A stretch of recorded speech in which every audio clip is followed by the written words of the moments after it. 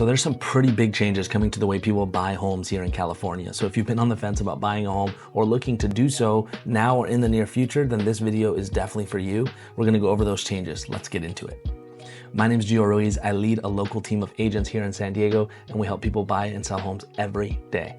So starting on August 17th here in California, there's gonna be some pretty big changes to the way an agent and buyer have a relationship. And it's all about transparency, but it also means there's a few more things for you as a buyer that you're gonna have to be aware of and think about when not only just selecting an agent, but getting into house hunting. First off, commissions are the big change in the way that buyers and buyer's agents are gonna be working moving forward.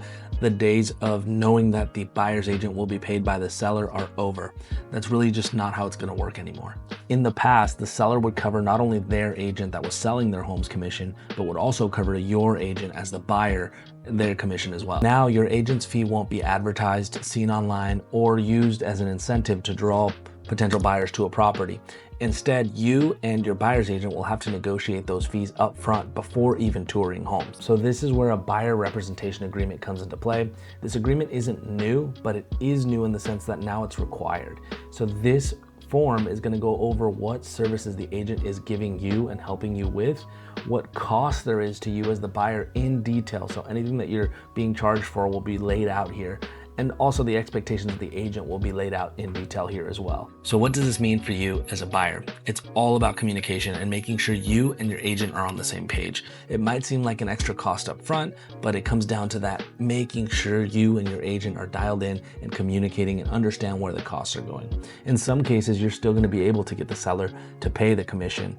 It's just gonna become more of a negotiation point than it ever had before. This shift also opens up the opportunity to negotiate with your agent.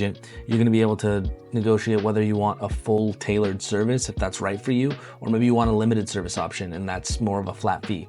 It's all gonna come down to what you need and what services your agent can provide. So at the end of the day, it's all about transparency and making sure everybody knows where all the money is going. So if you're thinking about buying a home now more than ever, it's important to sit down with an agent and maybe interview a few.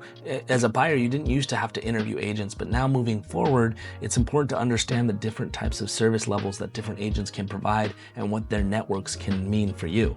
As a good friend of mine once told me, expectations left unsaid will always be left unmet. So it's important to meet with your agents and get a clear understanding of expectations from both sides. So I hope this helps you feel a little bit more prepared as we head into this new era of real estate.